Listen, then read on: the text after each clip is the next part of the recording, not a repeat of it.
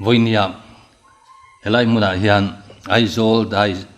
Diocese Family Commission in hun kan mangdona Aizawl Diocese hi zau khopa Mizoram pumba ka asama Barak Valley ko huam telani chumi chunga chuan commission hemi Catholic Aizawl Diocese chunga hian commission poimo tak oma somle pathum lai oma chung zinga pakhat chu Diocese Family Commission hiani voinia helaya mun he hun kan ron mangdona helai hun min man tir tu le hun min petu te chunga kan lom tak meu ani ole masain pathian le khat bu kan thu kan ngai thla anga shiraka le khabu tangin bungkhat atang bungkhat thu hi lo ngai thlang u lalpa tri hero puina le na sataka lom na ni a limna le lom na lal lukhumani lalpa tri chuan thinlunga ti loma limna te lomna te le damreina te ape a lalpa tri tu te chu thlamuang takin an thianga an thi nia malsom an niang hei hi pathian thu ani ne na lom thu chomro se ole hei voinia Family Commission hian family chungchang kan soidona chungkwa hi poimo bermai ni kan pathian le khabu kan en chuan Genesis sa chuan pathianin eden huana chung ko pakhata dina chu chungkwa chu evile adamate chungkwa ni amero chu kha chungkwa khan sualna lo luta a chu sualna lo luta wang chuan thuoi lo na suala an lo thlu ta ni pathianina zom ngei tura ati chu zom thei to lovin rule them na wangin pathian thu chen lo bo cheta a chutia pathian thu lo bo chia ta ka wang chuan ti lo turan ti ta a pathian hne na tan tlan bo ta ni pathian ril ro na me matlai ni tinin apol thina ni ti kan huwa tlai ni tina apol thina dama to lova evinen chuanin pathian mel eng zain an hungam to lowan tlan bo ani ta chuan pathian a thin rima aril ron dangoi ngoya amangai ngoin amangai ngoi tenan phat san kha na ti ani chumi ni awang chuan eden huana tangin an not chuak ta a ruwa sur le thipui kara eden huanan chua sanani ma se pathian chu tha min lamhangai reng tho borala ti boralan omlo na turin lalpan alam mangai zel thova amaro chu an chunga dan adwang vetani Bible kan en chuan adama chu kum zakwa le somthum lai damani afa te po kum zakwa chuang andam ve eno sapo kha zakwa panga lai damani chutianga nga athu oilo chung po chuan alam mangai em tho ti chuan a zui zela ma se pathian kalbo sanin chu chhungkaw chuan setana du dan zongin an kal ta sia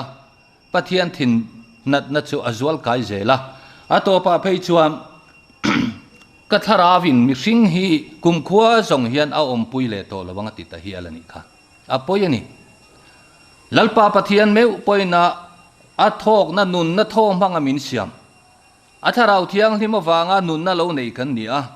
chu nun na nei thei to lo tur chuan kumkhua in katharau hian mi hring hi alwa to lawanga ti ta hi ala chu maila du tok lo chuan nun na nei to phot nun na tho pai zong hi tuilet mangi kati boral vek do na tiani ta chuani mi hring nun chin po andam chin tur po ka duang to kumza som ni andam thei to ngati ta chawni ama zong chuan andam reizia kan thria ama ro chu pathian thu thlung bo chetu kan nia wang chuan kan dam ni te he khovel kan chen thei ni te chu da niam malo ni ta ni chu wang family he poimo em ani adu dana nung tur kan nia evile damate kha pathian ina chhungkaw din masak berten ni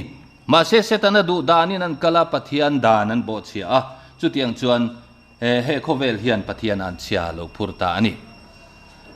ti chuan thu thung thara lo nia pathian chuanin azol nei tengot khan adu angin thil ti thei dan an nei to si lo chumi ne wang chuan fa pa nge kal sela ka fa pathu hi chan o yang ti in Isu Krista choron tir don ta a chumia ta chuan mari aron mang ta ni nu mari choron mang ta a ti chuan nu mari mangin Isu Krista chu thu hi pathian ania thu chu ti sa lo chang kan ji ngaron ta ni atirin thu thu chu pathian ani te ni hei taka hi musulman ponan boy pui em ani thu en ting nge pathian ani theyang thu ti sang ting nge lo chan thiang ten boy pui lai ni kini ro chu kan boy reng lo rin namitin kan thira chatuan pathian in thu atirin thu thu chu pathian ani thu chu ti sa lo changa kan ji ngaron omati tak ang khan kini chuan kan pum dam thlap mai ni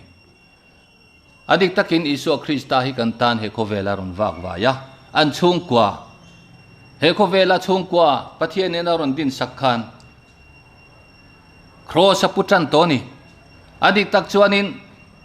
chiar pui lo thleng ta kaisaran chiar pui nei tira du sia Bethlehem an kalta Bethlehem chu chang in ti na ni enga te Isu Krista chu chang ina khera lo pian kan ti chuan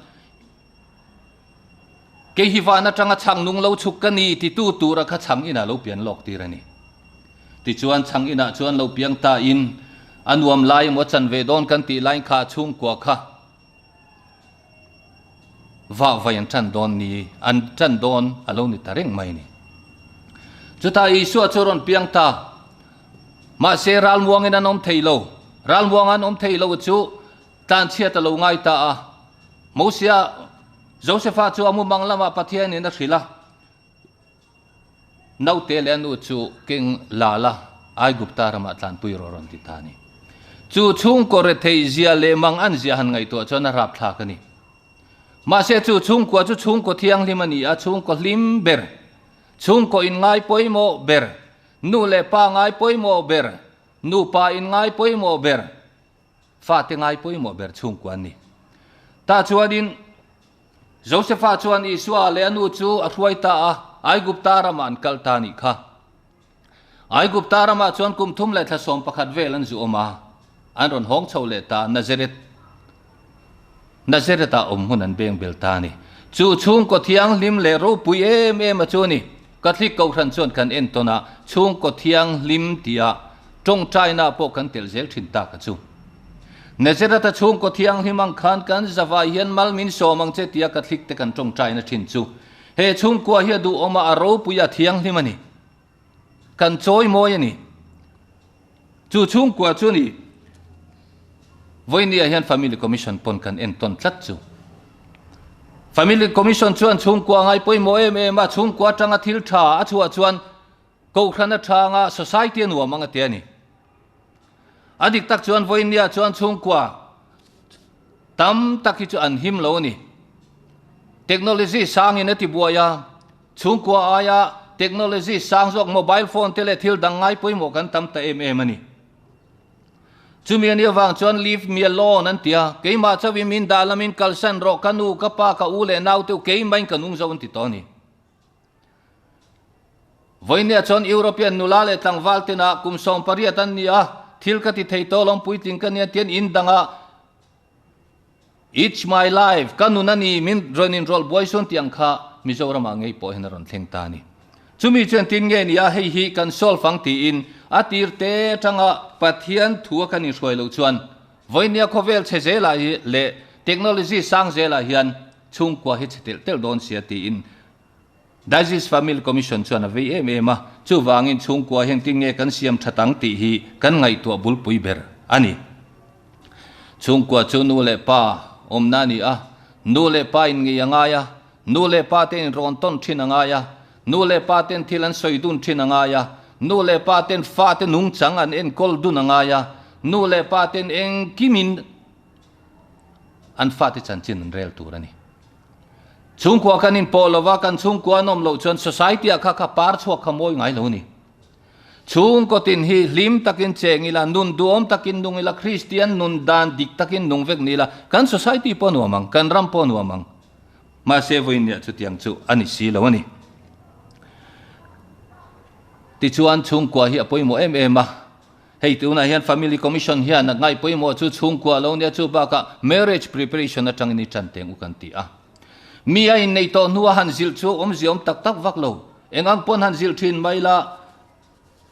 minan man thiam tak tak to lo chu mi ne wang chuan in nei na atang in anin nei ma tang in chanang u ti in family commission chuan thei to kan chuata a ti chuan tuna po hian marriage preparation kan kalpuya marriage preparation kan kalpuina chuan mi anin nei ma le nu pa ai siam ma in pol dang nei ten ni phei chuan ka thlit lang wal ten pol dang an nei ni phei chuan khang mei chia te kha din dan zir angai na sem em ani an ko thran dan ne na loi mil to si lawa ka thlik ko thran chu ka thlik ko thana chuan thileng kim chip chiar takin ma sang atang to a lo ti thin ani awang hian zir tur tam em ani mei chia na da na zir that lo chuan Chhungkaw fu tak khatin thei thlat lo ni nu pa chu rin na lama kan u naw phot tur ani rin na lama kan u naw lo chuan Chhungkaw boi thin chumi ne wang chuan in nei ma tang khan Chhungkaw om dan tur hi kan lo plan sa vek tur ani a en tin nge ka Chhungkaw hi ka dinang en tin nge fa ti ka en ko langa en tin nge ka tiang ti kha kan ngai tu vek tur ani chut mi atan chuan ko family commission chan na satakin mala a Paris rang te po anin hong em a chumi zara chuan katekis heng in nei zir tir tu teng te po family commission hian ko khomin eng tin nge niang in nei dan hi kan tiang eng tin nge changtung zo ka ma kan son thiang voinia kan in nei tir dana chuan an ma ni na thu le la kha bai hat lovin ai nei tir tu ina soi zo piang in an soya hetiang hi adik lawang kan in nei ni khani keima du thu re nga soi kan ni lai nem min in nei tir tu khani min cham tira lo man ti te khathilom ve theini chumi ni wang chan family commission hmalakna zara tuna chuan tuak tam tak te hi mani ir om chuakin kutin suin mi pui ma an lo in tiam to ni chumi chuan en tiam na thu tiama khan an din tir tlata pathian man thu tiam kha ral mai lo turani an khre chiang to a chu wangin in nei hi in then le theini lo tia khan an chiang em ani chumi tura tan chuan tuna hian family commission hian na sa takin kan boi pui chho meka in nei na hi apoi mo em a tuna hian kan in nei nia khan nge ni kan cham thin ti te kha kan thria ta poi mo tak zetani kan in nei nia chuan nang chumi khami kan ni tiam hing kan in lama kan ni kan upoi ta ka pasala tan kan ni ta cheti ka tiama anu ma mo akhe o ma mo khrisel lo lai point ka mangai ring cheti ka tiama kadam chung song ka choi mo ing che kan tiani zungbun kan hanin bun tir le a he zungbun hi kamangai na ilaka kamangai na le karin om na chin chia nan tu na tangin bunang chepa le fa pa le tharau tiang lim mingin kanti chu wang in nei na he ngetani pathian nina in nei dan tur min rem ruat sak am thapa in nei ania chu mi ne wang chon in then hi athiang to lo reng ani mathai bung som le pakwa chang thuma tanga som pani kan chia chuan in nei hi apoi mo em a farisai tena an han zo po khan tin nge ti kha mi neng wang poina nu pui ma ka thiang em an tia mathai bung som pakwa chuan ma se isu chuan a thei lo te ani an ni chuan in ani mo sia hun lai khanin zia ka mak na thuan pe khan a thei lo man tia in lulul wangin a lo min ti ma se atira ta genesis satang to khan mi pai na nu le pa kal sana nga nu pui vuana nga chuan ti sapum khatan ni to ang pathian ne zom to chu mi rin then su se ti ni chu chatuan na ta din na ni tlatani chu isua din na ni ya kan din na poni kathi ko than din na poni adik tak chuan ko than then khat chuan in nei then the mo ti na then dan kong an zonga ma se ma thaya bu marka bung so ma khan chiang den ron soi le a tu po anu pui thena bi dang nei piang chona nu pui ui re sanani me chia point apa sala thena mi dang nei chona ui re ni tin chiang mi lo tlan khal le to a tuna hianin then kha chuanin rlp ka in then thei mon ti thin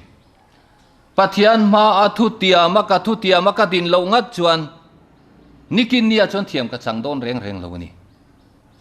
engtin nge ka chan thiang ama isuang nge in zohana bung som pani thu khan min hril le thoni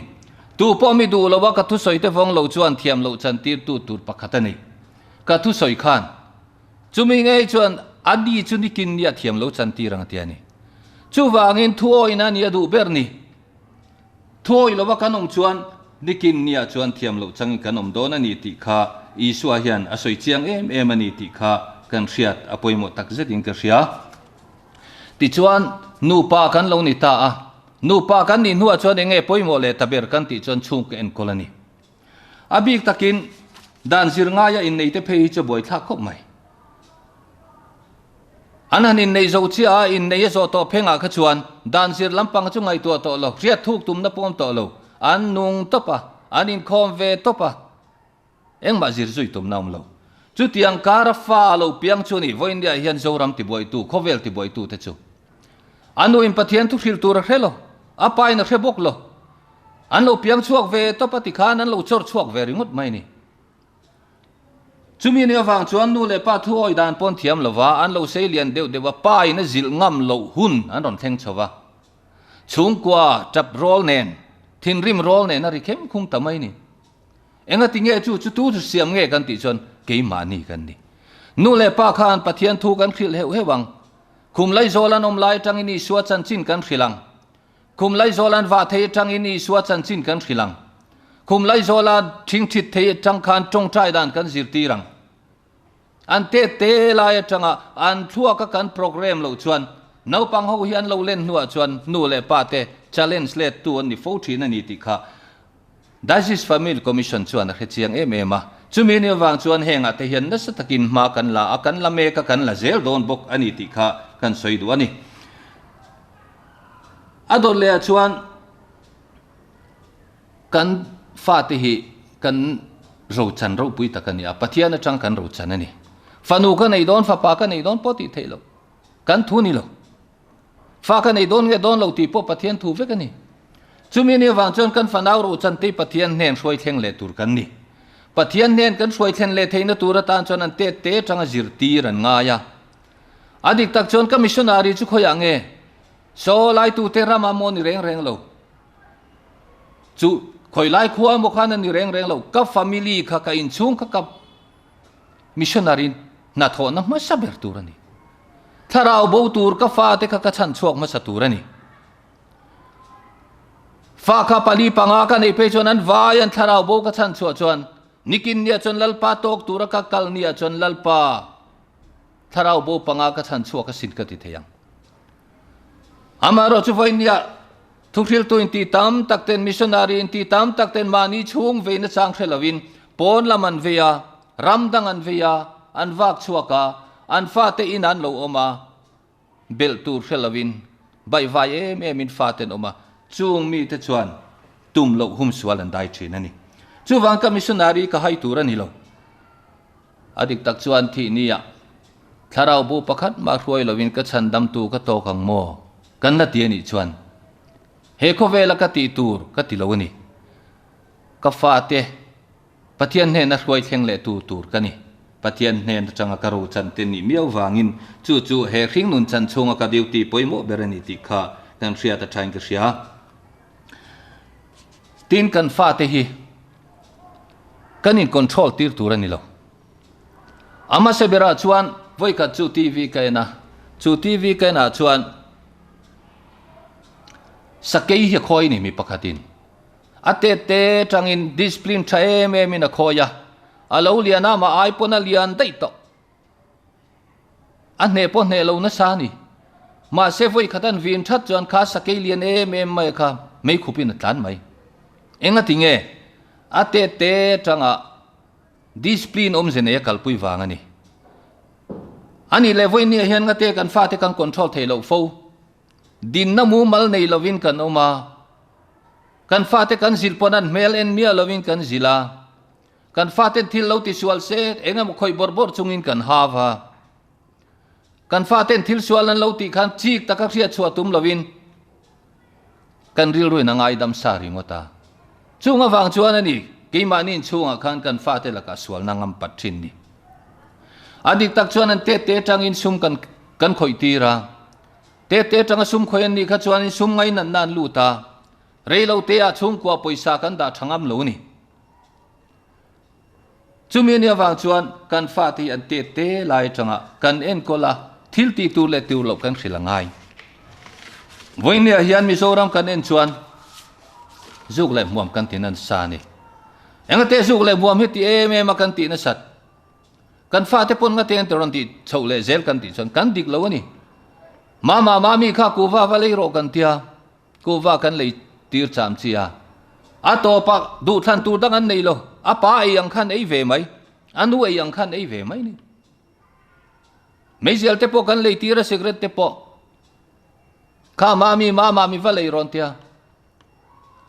an le ya to pa chon a pa ti danang bokhana phora fop ve mai chu tiang chu ni voinia tuibur mom po kan tamani enga tinge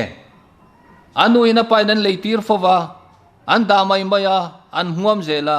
nu le pa te chu kan ngai sang sia no pan line nu le pa ti chu thil thatura ngai an huam ve le mai ni chu tiang ang chu kan om dan ani a chu wangin khang zong a kha family commission chon a vei tak mewani tu ma hi siam that thei lo an om lo pathian nen kan tan dun tlat chuan chu mi ni wang chuan family commission chuan angai poi mo matuna po hian hmala a ala zel don bokani tin kan fa te in khom dan kan zirtir mai ba ka tong trai dan te apoi mo ni hei tu na kan tong trai bu hian en ula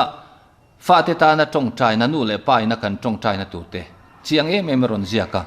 heng ten te kan fa te ta na tong trai na ro pui lu tu ai ro pui tur chuang om lo tu ka ngai ni kan mang ve thi chu wangin tong trai nei poi mo Chhungkaw hian ma se kan tong trai top tur ani lo ka fa khan rin na lama apui tin theina turin tong trai do na minute nga tanga som tal hi chu pathian thu ka ril thin tur ani ko khan rin na te ko khan kal dan te ma sang atanga lo kal dan te apostol atanga loin ro chun chho dan te thu thlung vong tuan ni te ti du da kara kum za thum ve lai mai Christian zong ti lum vek tuma ti du da na kara po thuro chian lo von dan te hun lo kal zela be tu tam takan lo oma chung be na kara ala kal tuan zel dan te khang zong kha kan khil thin turani chu wangin khatiang kan khil thin chong kan fa ten rin na om zian rianga ka rin nom zian ria chuan an kal sang thei lo chu chang chu nei lo rin na kan khil that chuan nu le pa hen za ngoi reng mai ni pathian na tang lo chuan nu le pa te hi aro pui ngot thei lo pathian na tang chu lo chuan in fa ten kan thon oi ngot thei lo chu wang chuan in khalai te kha apoi moi ka ria kan soi le duwa tin ato ber kan soi du chu hemi Diocese Family Commission hian helai sokom te ne na tang rual hian nakina thu kan la soi thin do na ma se systematic in thil kan ti do na ni chunga ten te chuan atira ko khan lo din chho dan te ko khan local chowa ti du da na hnuaia po tuar chel taka local dan te thuro chia manga apostol te na ko khan an lo hruai chho dan te chu thoro chia chu Christian ngai satu ten halral vek tuman lo be dan te ti du da na kum zabi pakhat na laya Christian te anti hlum na sat zia te ma se pathian thunung anti hlum thei lo dan te tin kum zabi pani na vela Christian te ti du da na mai ni lawa ti ral vek tuma maximus tracks ten an do be dan te rom lal kaisara te tin kaisara dang dios ten an be dan te nakina kan la soi chodon ni enga tinge he ko khan hi ti du da na le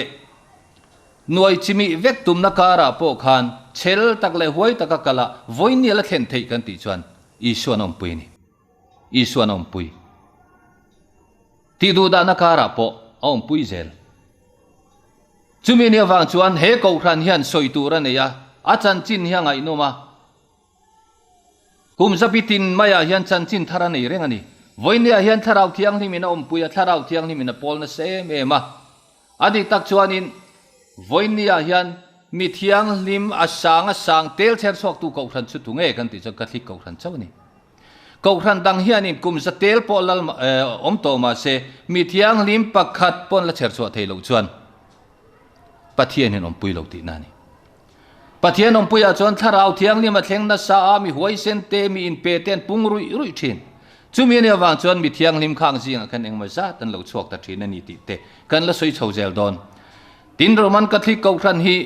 isuan in he na khovel top thleng point kom zelanga tia khani ziate kan la soidon tin chu changan ni lova sim na thu le sual ngai dam na thu Jerusalem khuwa tanga tanin khovel ram tinan la khilang tia he ko thanin na Jerusalem khuwa tanga chanchin tha khovel hun tin na khil dan te hi kan la soidon chu wangin he family commission hian soituranga ma he ko than ro pui tak isua ko than din nge hi a chanchin ro pui tak tak te abula tangin kan la phorni lo la thleng do na chunga chuanin he sokom mang hian thok dunin nasa takin ma kan la do na tin in he na khovel top thleng poi kom zelanga ti angin sacrament pasari mga he ko than het ma kul ro pui takanga ahung dan zong zong te kan la soido na chu sacrament pasari chuan setana telve theilo ti te chu sacrament pasari chu tharau thiang lim thil pek liao ania wang setana na lau ber ati chia theilo ani adik tak chuanin reformation kan ti protestant pen chuatang khan an chia to kum zanga don ani to he thu thong thar ko khan isuadin hi chu ramtiam lampanin lakal mia mai ni khatat chin kha phel le to lo reng tharau thiang him lalpa tharau hian om puilong ni seng chona phelang chu ma se khang tidik nia in hau kha in chu teng voinia hian protestant ko ran kan ti hi sing li le sang thum chuang anom to ni tharau thiang li mina khoi nge pol zo ka aom pui zo kan ti chuan setana chu ti cheturte ti pheldar turte ti boral turte local ani angkhan an ke phelna le an phelnai na top chin na nei lo dana hian lalpa tharau thiang him hian tungai om pui jok ti chu a khiat mai ni chu wangin he ko than ro pui ziate ana tho ro pui ziate kristana om pui dante adin dante alu ngai yani awanga iswa kal swal lo chon ko thana kal swal lo dante nakina kan la soi chho zelang hei voinia chuan family commission in helaya hun kan nei theya helai hun nei thei tura diocese family commission swai tu te helaya local zong le min troi om tu te zong up ti tak mewin thin lung takin lom thu ka sei bokani ka lo me